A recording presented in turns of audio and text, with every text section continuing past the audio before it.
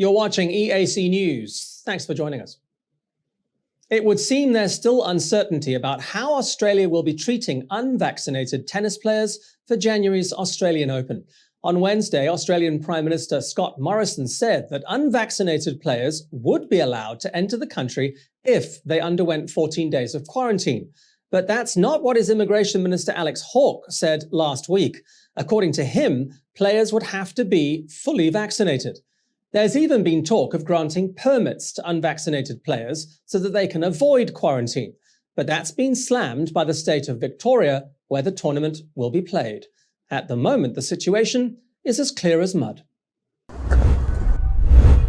Just who will be playing here in January and under what arrangements is anyone's guess. Australia just can't seem to make its mind up about whether unvaccinated players, and there are lots of them, will even be allowed into the country to play in the year's first Grand Slam.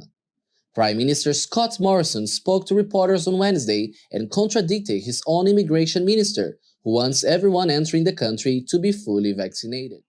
Well, the same rules have to apply to everyone. If I wasn't double vaccinated, when I got home from Glasgow, I'd be doing 2 weeks of quarantine in Sydney. So the same rules apply to everyone, whether you're a Grand Slam winner, a Prime Minister, a business traveller, a student or whoever. Same rules. The states will set the rules about the quarantine as they are. There's even been talk of granting permits to unvaccinated players or those who refuse to reveal their vaccination status, like world number 1 Novak Djokovic. Those permits would waive quarantine rules, but that's been flatly rejected by Victoria Premier Daniel Andrews, who is vehemently opposed to letting unvaccinated people into the country without undergoing quarantine. We've got I think, the greatest tennis facility in the world. Victorian taxpayers have supported the redevelopment, which is still ongoing, of that facility. It is, I think, the best Grand Slam venue anywhere in the world. That's what all the international tennis people tell me every year when they're here for it. So I think it's highly unlikely that anybody else is going to be hosting that event. We will be hosting that event, but we will not be applying for an exemption for unvaccinated players to come here. And that is the only fair thing to do. Victoria's position is a blow for Tennis Australia, who won the strongest field possible for the tournament.